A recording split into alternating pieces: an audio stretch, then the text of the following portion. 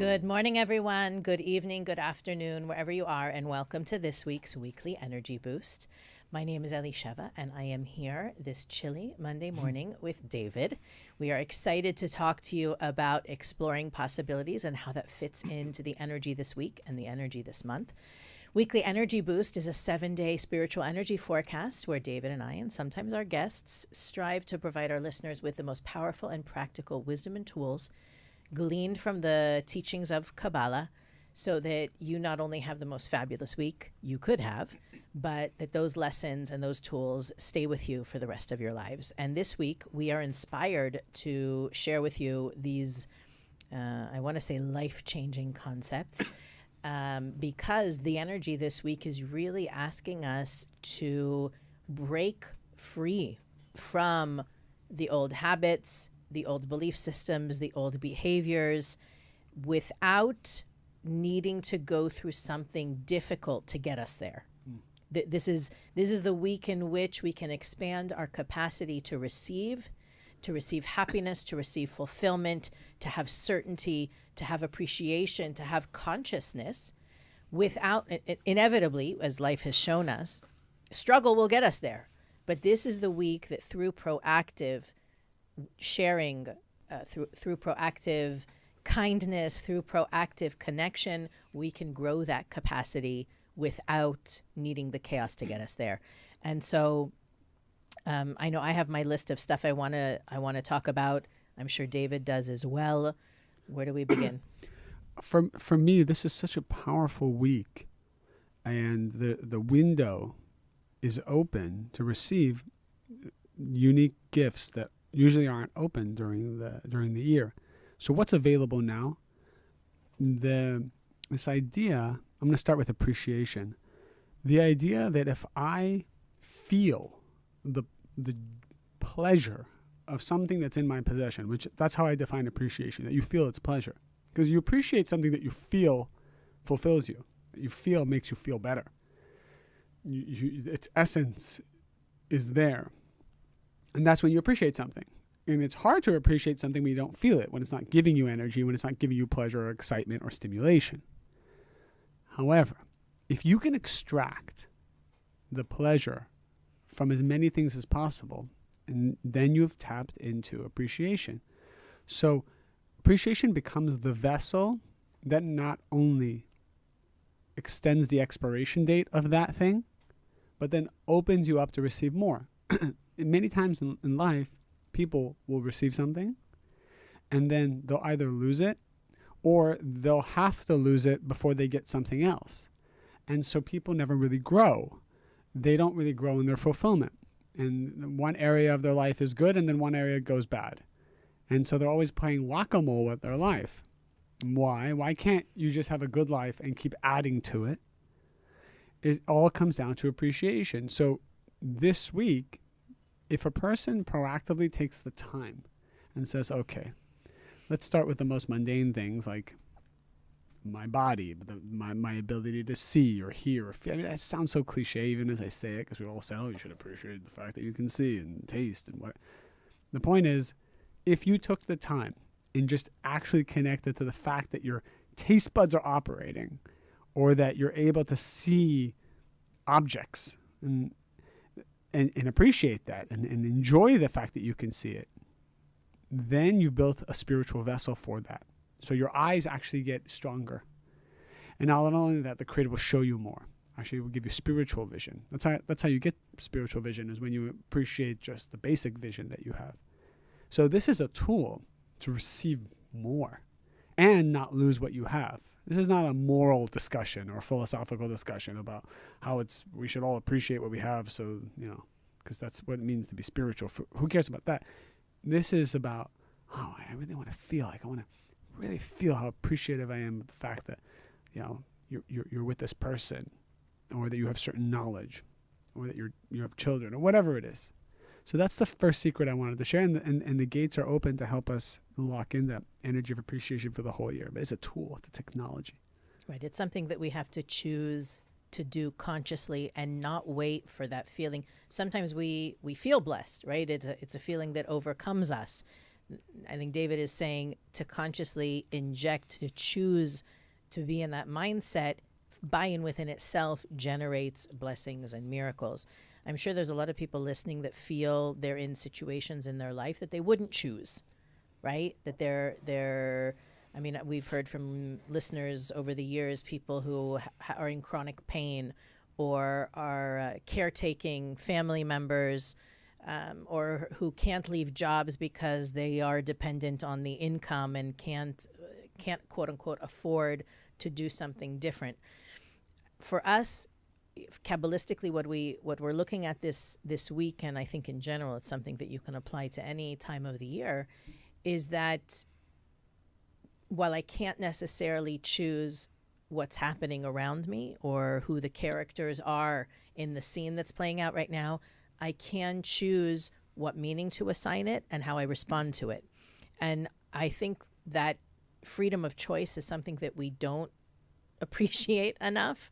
That you know, the turning point in the movie or in the scene is when I decide I'm not going to let this or that make me feel this way or that. I'm not going to let my, that coworker who's so negative or annoying, I'm not going to let them bring me down. Or even, I mean, to me, it is a lot about asking questions. And I think that when we feel stuck or we resign to the fact that this is the way things are going to be, we stop being the co-creators. And that's really where the problem begins, right? When we stop seeing ourselves as active participants and simply sort of roll over and let things happen, that's when life starts to really become miserable. So part of what we wanted to talk about is how asking questions, right? Not just accepting things as they are, not accepting things at face value, not rolling over and playing dead, so to speak, with the things in our life that we would like to change. Maybe we can't even imagine changing because they feel so either out of our control or we're so locked into them. I know personally, I've heard so many stories. I've witnessed also people go through tremendous growth and change simply because they started to ask, if I could do anything, what would I do differently? If I wasn't dependent on, and we spoke about this a few weeks ago, if I wasn't dependent on this money, what would I do? If I could go anywhere in the world, where would I go? If I could say what I feel in my heart without fear of the consequences, what would I say? And starting to ask questions like that, looking at things differently, I think is part of the key to making changes, which is really what this month is all about on many levels, is if I can start to look at things differently, I can experience them differently, and I can change how I experience them. You said something after I said about the appreciation that a lot of times people live their life based on feeling blessed when something happens. And this is a very reactive way of living. It's actually not the way to grow. What we need to seize and take advantage of and be excited and train ourselves to be, it's training. Train ourselves to be excited about is when there's no external stimulation. When you feel alone is the most powerful time to create who you are.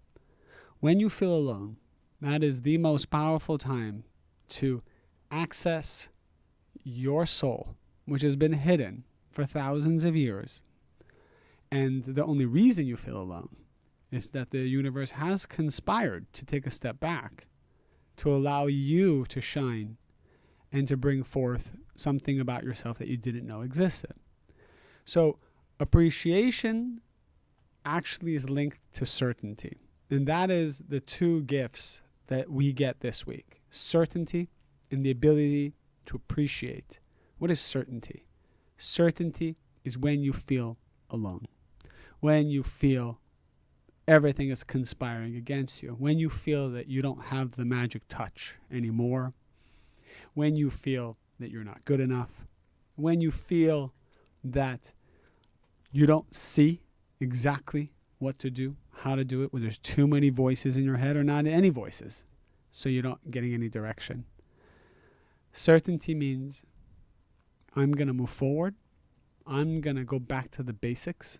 That's what the Kabbalists say.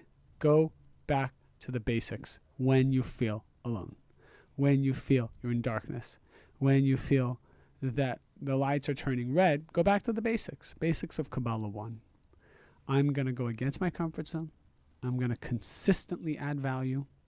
I'm not going to look to receive in return, knowing that I'm going to build up my bank of light, which is going to produce miracles in unknown ways. And I'm not even looking for what ways. I'm not going to cash in my light on the things that I think are important, because the Creator does want to give us more than what's on our dream list. I think it's also important to acknowledge the intensity of the last few weeks. I don't know if you've all been feeling it, if you've been on the same planet with me here, but these have been an intense, I would say 6 weeks or so, where whether you like it or not, whether you're aware of it or not, there is a cosmic reason for it, and that's really what I want to get to. But I also want to be a little bit human for a second and say it's been really tough. It's been really tough to be spiritual, to be focused, to be open-minded, to be compassionate. And one of the reasons for that, and this is also tied into the energy of this week and that expansion that David and I are talking about, is that Kabbalistically, we all have a certain capacity, right? We call it in the Weekly Energy Boost, we refer to it as our vessel. In Kabbalah, we refer to it as the vessel. And that is our spiritual capacity. Not only capacity to tolerate struggle and tolerate sacrifice, but also to experience joy and fulfillment. Those are there's a direct correlation between our ability to tolerate challenges and our ability to experience fulfillment. The greater our ability to tolerate challenges, the greater our ability to experience fulfillment. So the universe has this inbuilt mechanism where it's constantly going to try to get us to grow that capacity for fulfillment, usually through another challenge, right? The universe says to us, Elisheva, you're ready to level up. Here's something that you probably think you can't handle. You can handle it. Let's see what you do with it.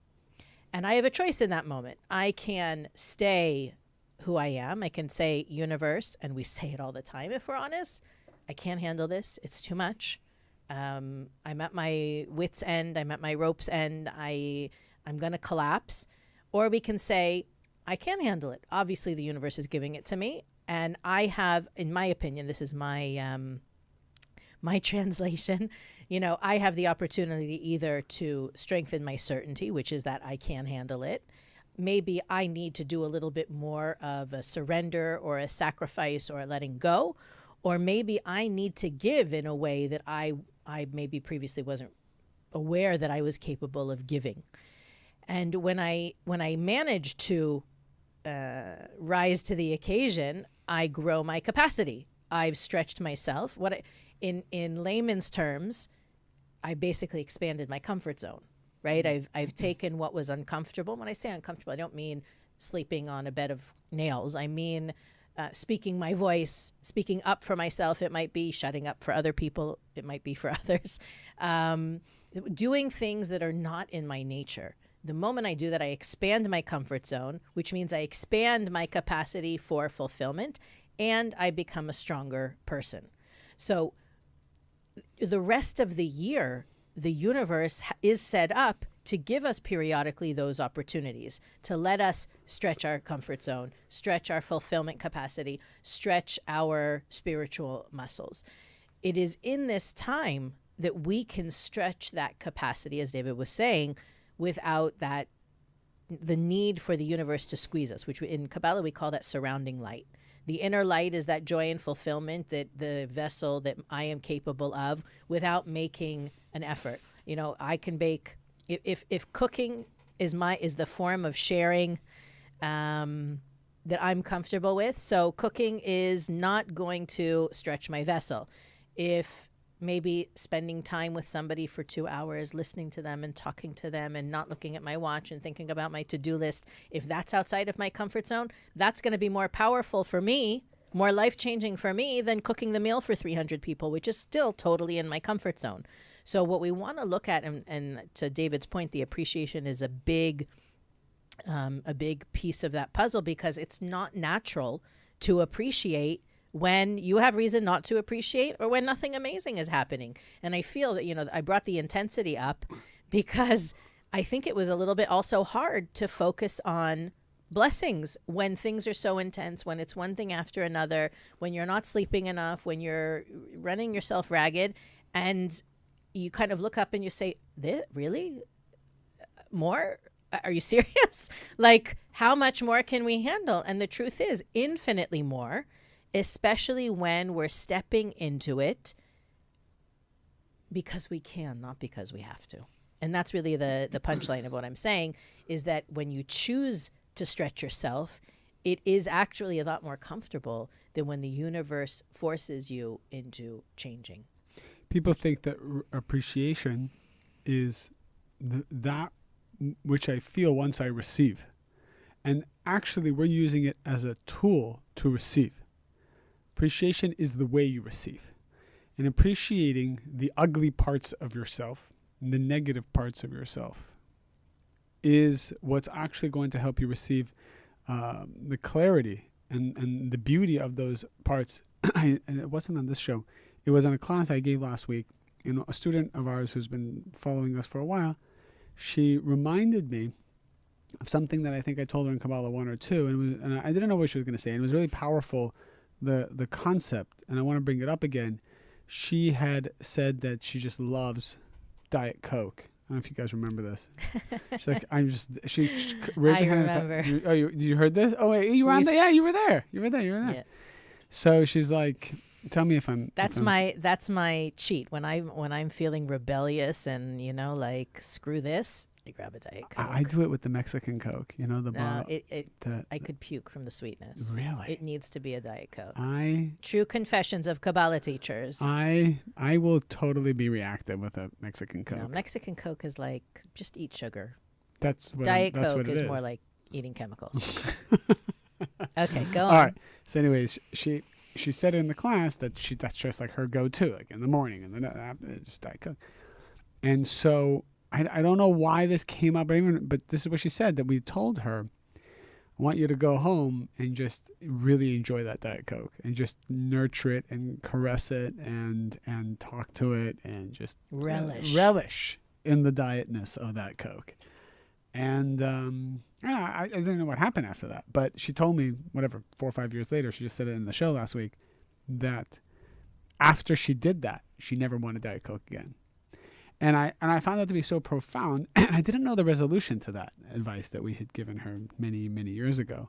But what's powerful about that was, as soon as she took away the guilt associated with that, as soon as she took away the shame around enjoying something for herself, even if it wasn't good for her, she lost the craving for it. What do you think about that?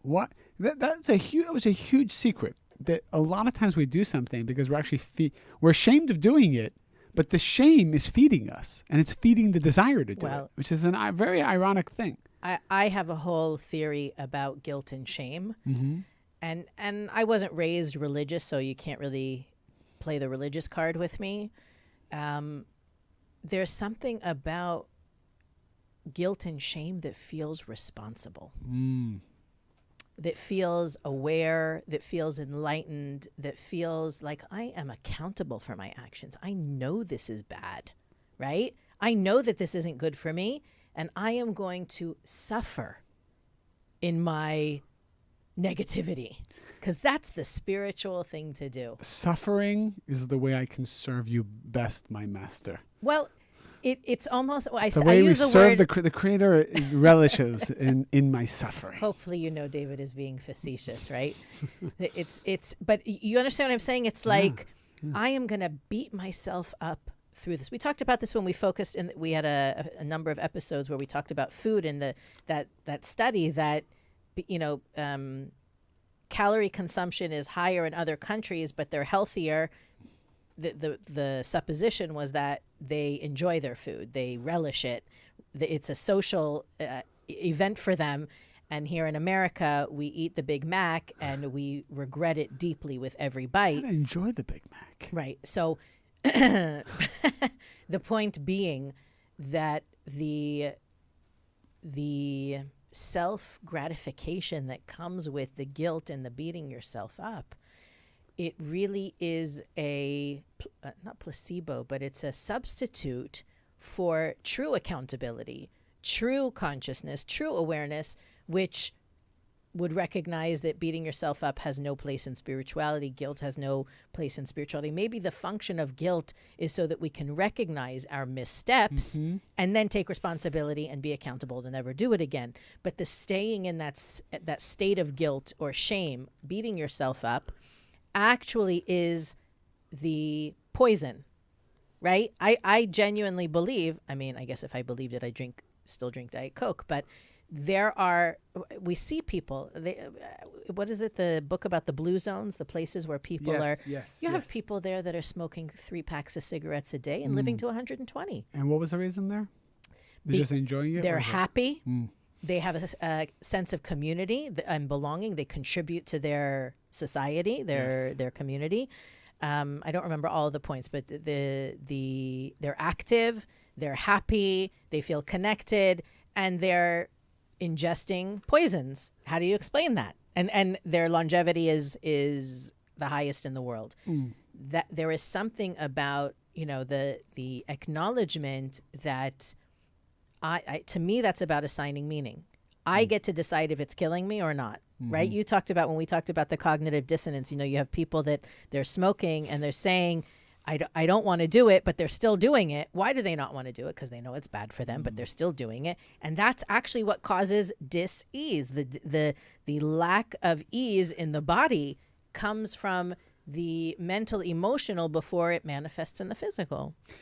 There was a time, I heard this many years ago, that there was a student who was studying Kabbalah, and they just loved being, what's the proper word for this? Promiscuous. That's the word. They loved being promiscuous, and they thought that was not in line with the spiritual concepts of Kabbalah. So without getting into whether it is or it isn't or whatever, the teacher looked in the eyes of the student and could tell that he was not going to relinquish himself from this lifestyle. So he told him, you should enjoy it to its max. Just no guilt. Go and have a blast. And lo and behold, that he did. The student said, you know what? Thank you. Finally. I mean, because he wasn't going to let it go. So all that was really going to happen, he was going to torture himself, feel guilt about it, torture himself some more, and then probably By the way, leave that's the spiritual probably path. the harder addiction to break than the actual behavior he feels bad about. Oh, yeah, of course. That We vicious become cycle. addicted to the guilt and the blame. That's right. So he went all in. Of course, what ends up happening when you go all in something like that is you feel the emptiness, and then it became intolerable, and then he let it go and became spiritual. But why I share that story is that in that situation with that person, the right thing to do was to go deeper into the hole. However, there are some people who are listening saying, "Oh, well, I mean, David and Elisheva seem to be saying there must be something spiritual about being promiscuous." I was worrying that people aren't tuning in right now to hear you saying that. Yeah, well, you know what? I like this Kabbalah stuff. I'm gonna go find me some pleasure. This enlightened person on YouTube told me to. I can be spiritual. I can be this. I can do all these different things, and so that's incorrect, right? So everything is relative to the person that we're talking to. So when we're talking about a person can go deeper into the darkness. I have to be very careful saying this. And no one should, please speak with a professional before you take any of this next advice. But going deep into the hole usually means when you've already decided that you're going to go. That's the secret there. I would tell that student to drink the Diet Coke with love, because I already know she's going to drink it no matter what anybody tells her.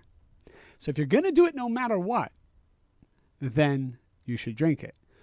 But if there is a chance, and if there's an opening, and you're actually ready to let go of something, going deeper into it could actually not be the right thing to do. Going deeper into it is when there's nothing, like these experimental drugs, that are not FDA approved, but the person's going to die anyways. So they're like, you know what? We'll give it to you. But that doesn't mean we're going to give it to the public. I think there was some kind of priority emergency cases where someone is really like on their deathbed, and it's really, you give them this or they're going to die anyways. So, okay, the FDA can approve something like that. Well, this is not for the general public. So this whole idea of going deeper into your negativity, not for the general public, but if you find someone's not letting go of their addiction, sometimes it could be good just to embrace the addiction. Okay, but how do you relate what the Diet Coke metaphor? There's a question that you have on your page. Yeah. How do you correlate the Diet Coke metaphor to relationships? If we don't appreciate things, we lose them. Yet if we appreciate them a lot, we no longer crave them. What? Okay, so that's a good question. So when we said to appreciate the Diet Coke, what we're saying is by appreciating the energy that's in the Coke, it's not the Coke you want. There's some kind of energy you get. And when you appreciate it, what you're doing is you're connecting to the light in the Coke, and you're simultaneously kicking to the curb your Satan, your opponent, that is feeding off of guilt. Can I pause you for 1 second? Her problem was not that she's addicted to the Diet Coke. She's addicted to the drama cycle of, I'm consuming poison, but I need it. But I'm a bad person as a result. Right. Now being a bad person makes me feel at ease because I've learned that being a bad person is probably what the world needs of me. I don't deserve to be a good person, so now I feel in my comfort zone, and therefore I should keep drinking Diet Coke. Yes, it might not be good for my body, but I've taught myself and trained myself to believe that suffering is my life's purpose. So that's so when she appreciated it, or she appreciated. Basically, just told me that your video in relation to what would you say if you weren't afraid of the consequences. So the part of what I encourage my students to do in this time period, and I've probably done it on previous episodes in this time of year, when we talk about goal setting, I'm pretty sure it was last year we had a whole series on setting goals. The idea is not that I'm saying I want to make $20 million this year or I want to be married, but words, the associations you want them to make with you.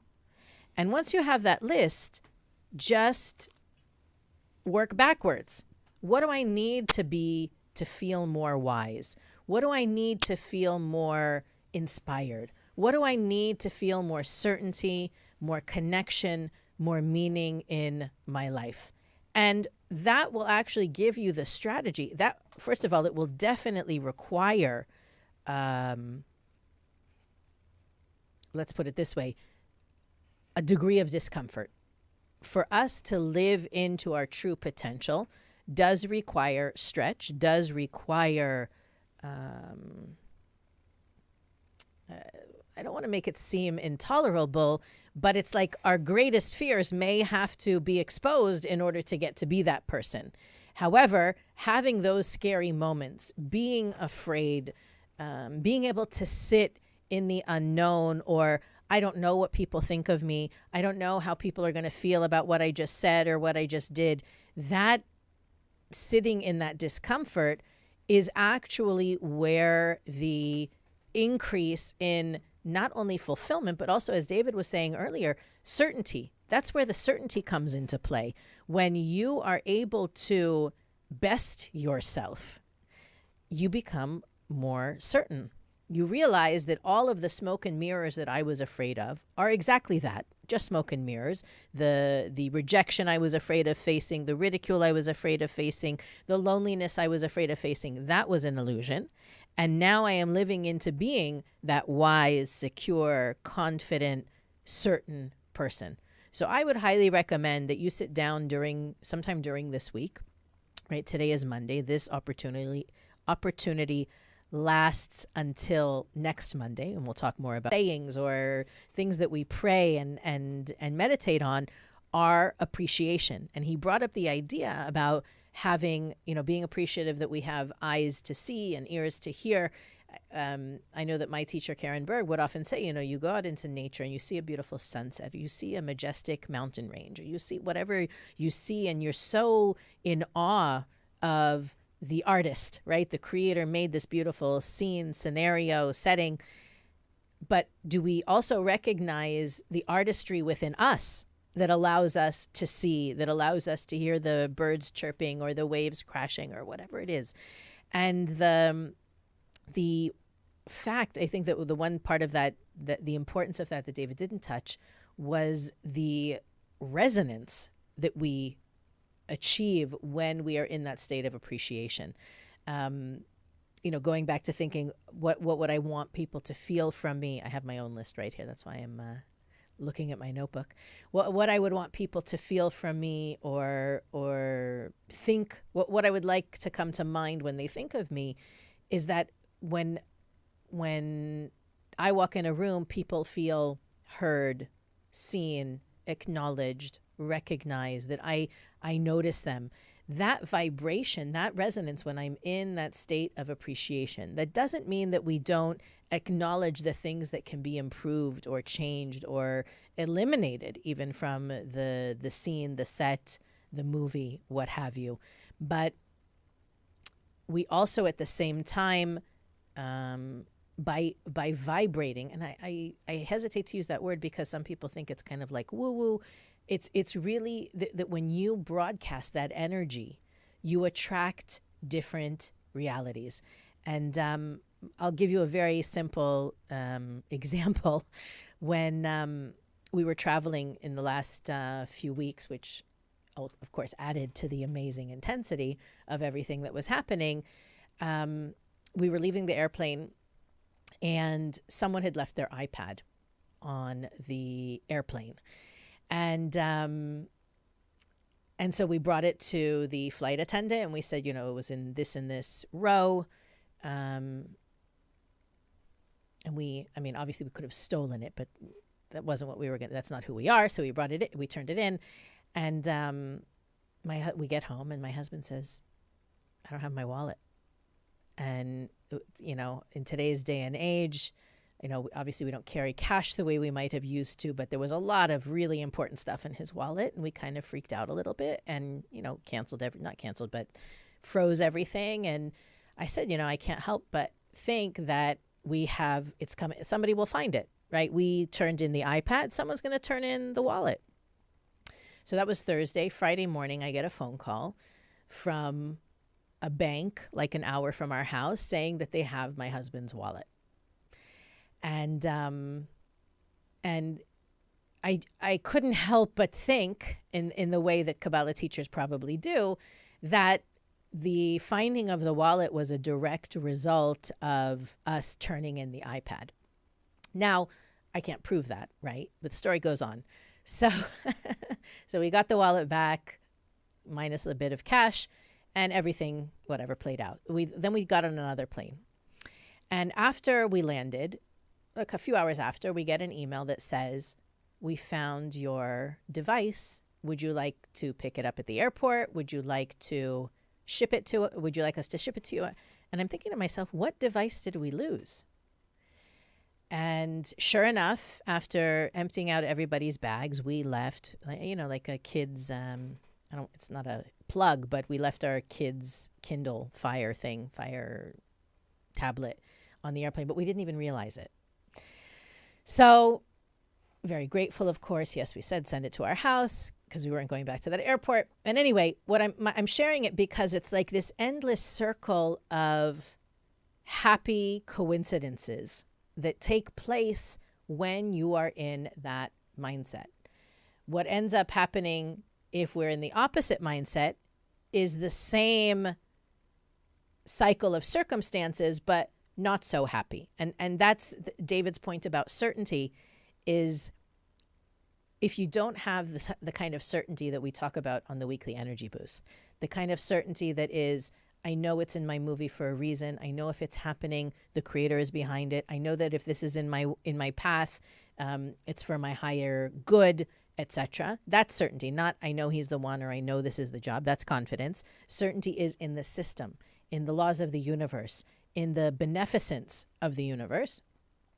So you end up falling into a loop where that's proven to you. If you are in the opposite state of certainty, which is nothing ever goes my way, everything is miserable. Why is everybody else happy and I'm not? You end up falling into a similar loop of certainty proving you right. Your energy is broadcasting things are miserable. Well, guess what? If the movie that the projector is broadcasting is a miserable, if it's a tragedy, the scenes will play out in a tragic way. And the fact that we can choose, and I actually read a really beautiful story. I don't have time for it now, but maybe I'll get to share it next week, about somebody who really did change their circumstances in a drastic and meaningful way. Not that anything happened externally, but it was the internal change that facilitated the external change. Try it. All I can tell you is this is okay. I know I already gave you an assignment to make that list. Try being positively certain. Try seeing the good in everything. Try being filled with appreciation from the small things. I'm sure that for a lot of people, especially those of us who are affected by health issues, I was going to say COVID, but there's no shortage of health issues to be challenged by, right? We don't take our health for granted. After you have a cold and now you can breathe again, you appreciate the fact that you are not congested anymore. If you have a root canal, you appreciate afterwards that you don't have tooth pain. Be in that place of gratitude and appreciation and positive certainty, and watch how you get proven right. Now, also be aware, apropos giving the opponent the middle finger, is that your opponent will also slip in and say, it didn't work. You were certain and you got a parking ticket. Certainty doesn't work. Be aware that when the opponent comes and says to you, the parking ticket proves that certainty doesn't work, that parking ticket is a result of a seed that was planted in the past from negative certainty, and you're simply just seeing the fruit in that moment. One of the greatest weapons of the opponent is time and space. So that negative seed will be held until a time where it can actually wreak havoc on your consciousness, right? If you had a bad day and you got a parking ticket, you'd be like, well, sure, of course I did. But if you get a parking ticket in a day where your consciousness was sparkling consciousness, you were in the Worldwide Wrestling Federation of consciousness that day, and then you get a parking ticket, it's actually a much harder blow to the consciousness than when anyway everything is going south. So be conscious, being mindful of that. And I before we sign off, first of all, I want to thank you guys. Your questions, your comments, your emails, your participation, even outside of the live episode, always helps us not only be more conscious of how we speak and what we put out there, but also helps us to prepare for the future. I want to make sure that you know that on weeklyenergyboost.com, we have a special offer for our listeners for personal guided meditation, specifically this month. That offer is good for another 2 weeks. And we want to make sure that our listeners have the opportunity to do some of this deep and reflective work this month more than ever, because as I said before, we're really creating the blueprint for our coming year. And we want to make sure that if you are ready for it, you have access to it. And we always try to give our listeners a bonus discount for listening and being such loyal and faithful listeners. So there's that.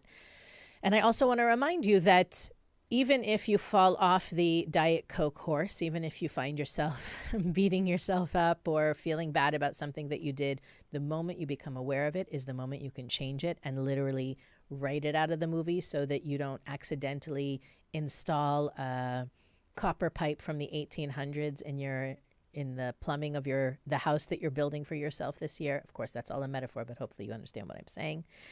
Have a fabulous week, and we will see you. Oh my goodness! You know what I'm just realizing, by the way, before I send us off into the week, we are celebrating. This is actually our 200th episode. Can you believe that? Let's. For those of you who've been listening since the beginning, you deserve the applause more than we do. This is fun for us, but you guys have stuck with it and continued to use it and share it, and we're so appreciative to you guys. So in celebrating our 200th episode, we want to raise a toast to you And thank you for continuing to rate, review, like, comment, and share. We are only as powerful as our listeners make us through the use of what we share. Have a fabulous week full of certainty, appreciation, and expansion. And we'll see you next time on the Weekly Energy Boost.